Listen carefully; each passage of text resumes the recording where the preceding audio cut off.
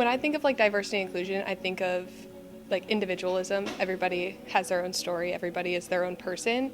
And with that being said, like learning other people's stories. Hello, I'm Beth DeBauche, Commissioner of the Ohio Valley Conference. This year marks the 75th anniversary of this historic league. And we're using this anniversary as a platform to tell stories and have discussions about issues that really matter to our membership and student athletes. And what could matter more than fairness and equality in the adoption of Title IX. Today we're honored to be joined by two authors who've recently published books. We're joined by Andrew Maraniss, New York Times best-selling author and friend of the Ohio Valley Conference, and Dr. Mary Ellen Pethel. The names of their books are Inaugural Ballers, the true story of the first U.S. Olympic women's basketball team, and Title IX, Pat Summitt and Tennessee Trailblazers, 50 years and 50 stories. Andrew, Mary Ellen, we're delighted to have you. Why did you pick the topics for these books? Andrew, why don't we start? What was the impetus for writing this latest book? Okay, there's sort of a general answer and a specific answer. So in general, I'm interested in writing books about sports and history and social issues. So my first book was a biography of Perry Wallace, who was the first black basketball player in the SEC. My second book is called Games of Deception. It's the story of the first U.S. men's Olympic basketball team at the 1936 Olympics in Nazi Germany. And then my third book was called Singled Out. It's a biography of Glenn Burke, who was the first openly gay Major League Baseball player. So you can see the types of stories I'm interested in writing. And I was visiting a school in Kansas and a school in North Carolina to talk about Games of Deception. And at both schools, students raised their hands and said, well, what about the first women's Olympic basketball team? And so that really was the specific impetus for me to look deeper into their story. And I realized that because they played the 1976 Olympics, that would have been just 4 years after Title IX was signed, around the time that Title IX was finally being implemented, and that the 50th anniversary of Title IX was approaching, and be a chance to tell a story about women's athletics in the context of the women's rights movement in the 1970s. And so that's the reason why I was interested in doing it. Mary Ellen? So I have to give a little bit of context for mine, because I graduated my undergrad in history. I was a history major at UT, and I was there 96, 97, and 98. Some glorious years for Lady Vol basketball, winning 3 straight national championships. And I wrote my history honors thesis on women's basketball, but not the 1970s, the early 1900s, 1890s and 1900s. And so I've always been interested in women's sports. I've included it in a lot of my research and writings. And I like to tell the story that when I was a senior, I went to a book signing with Pat Summitt. One of her books came out, Reach for the Summit, and I had her sign the book, and we were making small talk, and she asked what I was doing after graduation, and I said, I'm going to law school. And she wrote in my book, Raise the Roof in Law School. That was the common thread then. But she said, what is your thesis on? And I said, well, it's on the first generation of women athletes. And so suddenly she stopped and kind of perked up. And she said, the 1970s? And I said, no, way back. We're talking about knickers, not Nike. Mm-hmm. And so she laughed. And it's now, having written this book, in my mind, I like to think if I could go back to that moment with Pat Summitt and say, yes, the senior thesis was on that first generation, but one day I'm going to write a book about you and your generation. And so that was a sort of a serendipitous moment there. And someone sent me an article about the first full-court high school basketball game in Tennessee, which surprisingly was not until 1979. And with the TSSAA, and we know Pat Summitt played a role in that. Mm-hmm. And so that got me thinking, and just started from there and started interviewing women all across the state and all across the country and the world.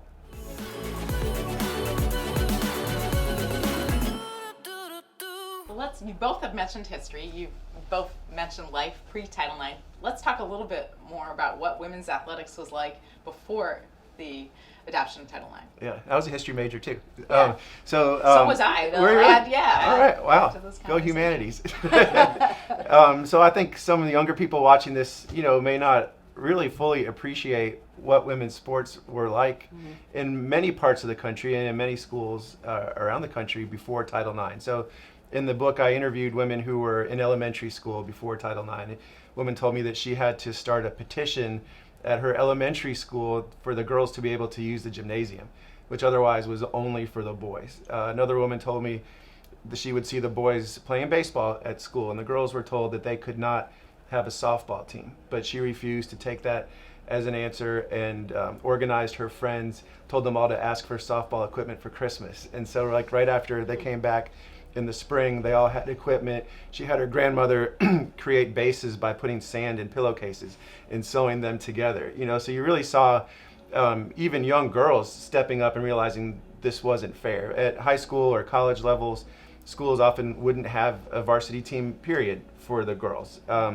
If they did have a team, it was often a case where the basketball team and the volleyball team were sharing the same uniforms. I think Pat Head talked about even at her days at Martin, she was supposed to sew her jersey number on her uniform. Schools would have bake sales, you know, to raise money to go on road trips. I think in 1971, the average college was spending 1% of its athletic department budget on women's sports. You know, so it was completely unsupported, and it was a generation of women that really stepped up and advocated for change.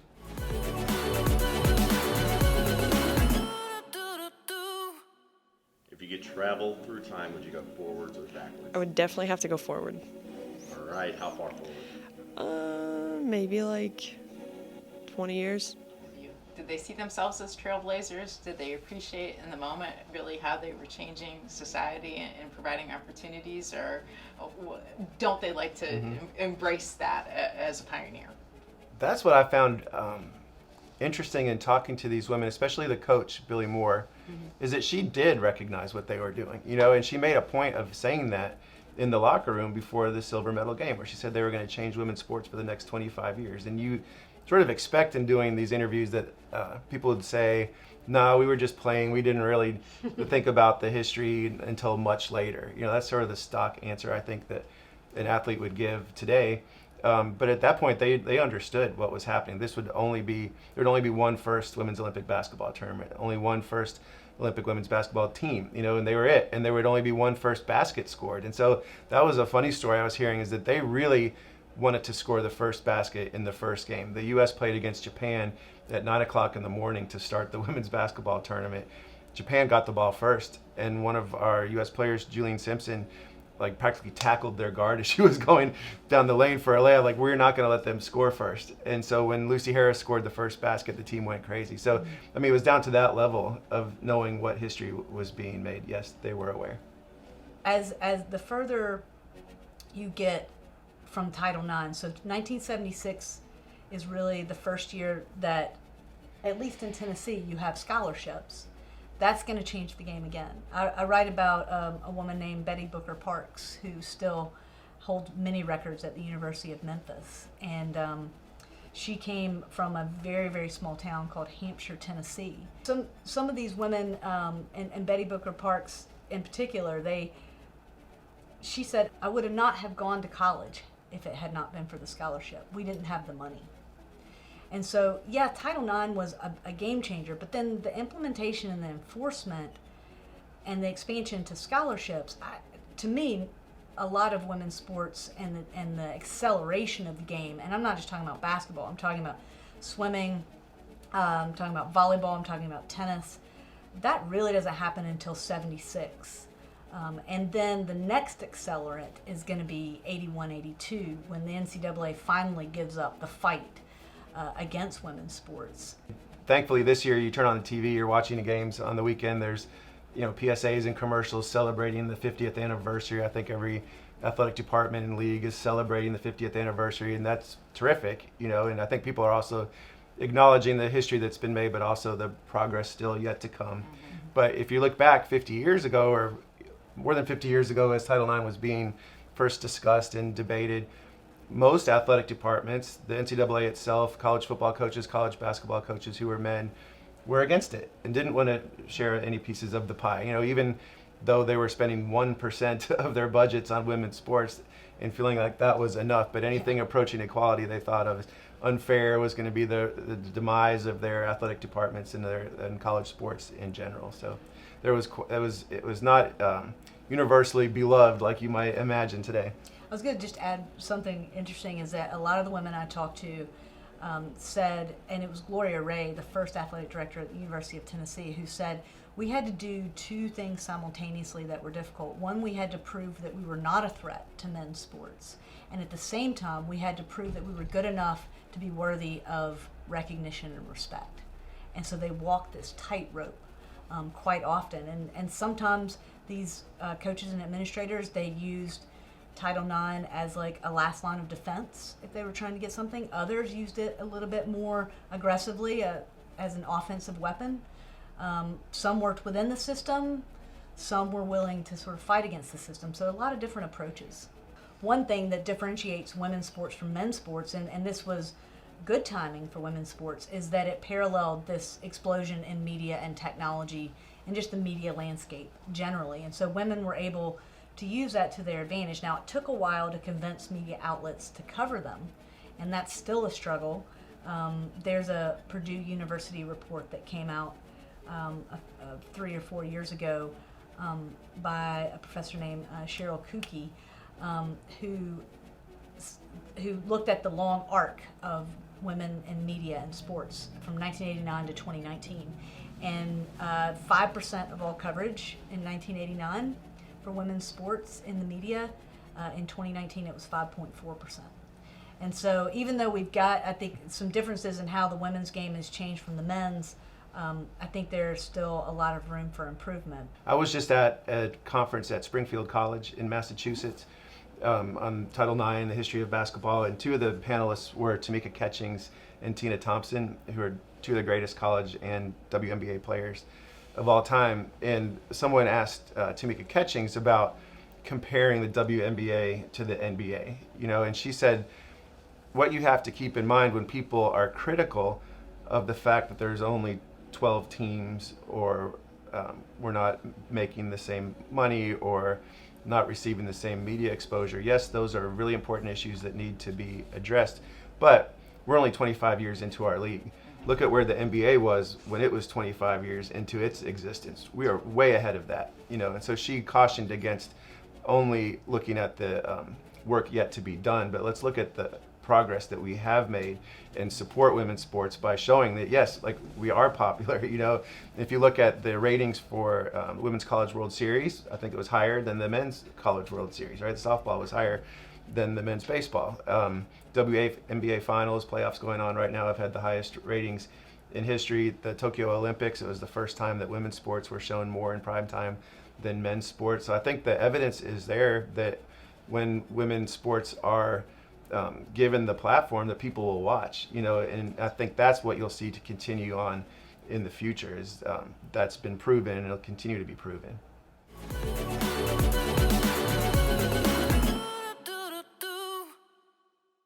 Yeah, I mean, as a student athlete, we're given a special spotlight that not a lot of other students get, and we need to be able to use our platform to just push that.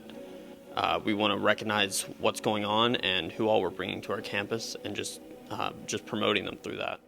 What do you hope our students take away from this opportunity to talk a bit about history and look to our future in the same breath? What's a simple takeaway for them watching this? For students, I think it is important for students to understand some history, where things were, to appreciate the opportunities that they have now, to realize that there are people older than them that are invested in their success also, but also to understand that they have an opportunity to make things better for generations yet to come. And that's a rare opportunity I think you have as a student athlete with the platform that you have if you choose to use it.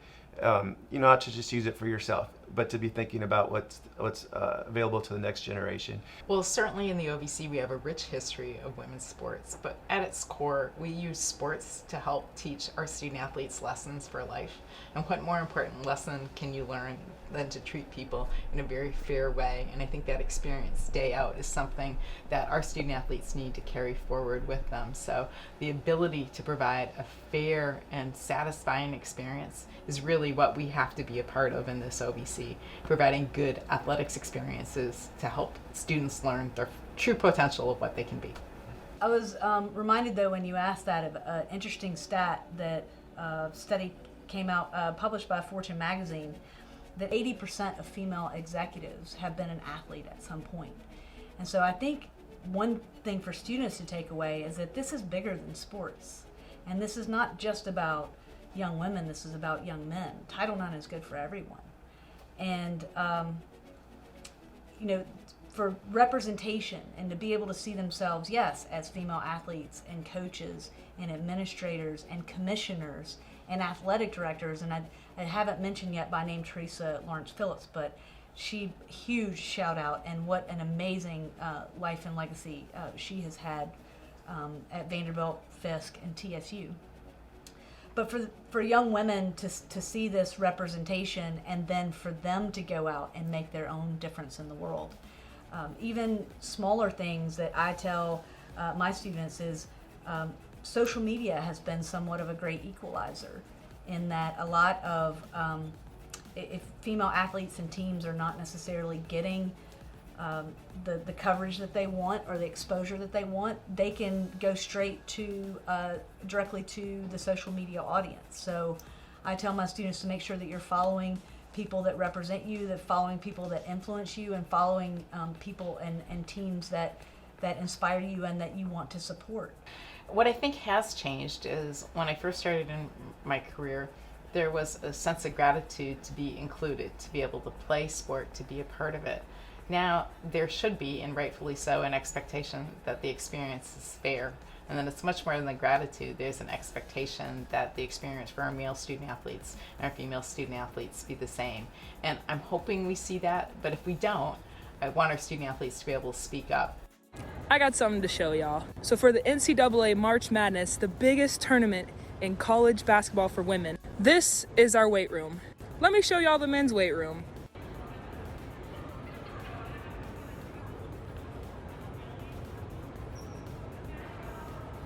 Now, when pictures of our weight room got released versus the men's, the NCAA came out with a statement saying that it wasn't money, it was space that was a problem. Let me show y'all something else. Here's our practice court, right? And then here's that weight room.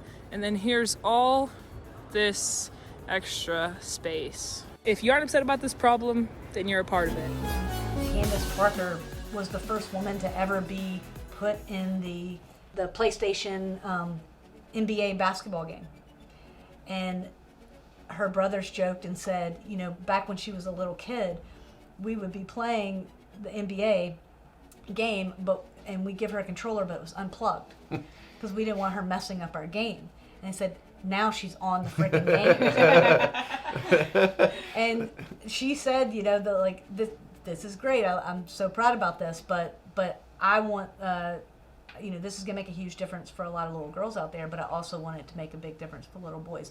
If we look at the past 50 years, and then we look ahead to the next 50 years, I think if the ups and downs, its interpretation is anything but settled. I think it's something we'll continue to deal with.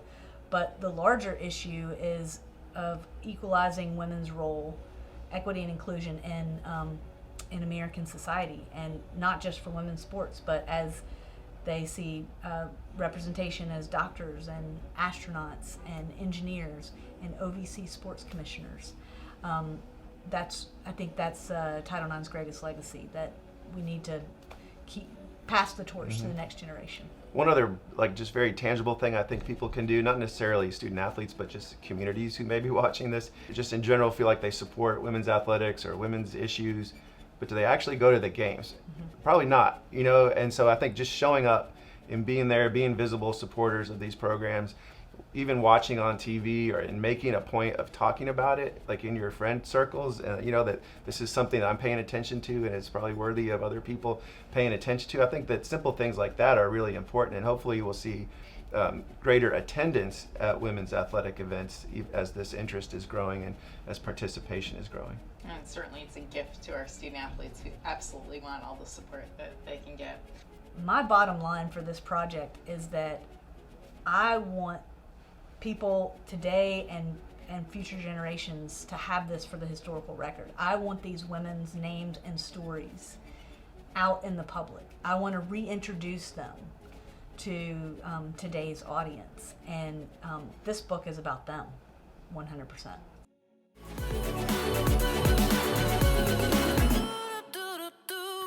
If you could be a celebrity for a day, who would you be?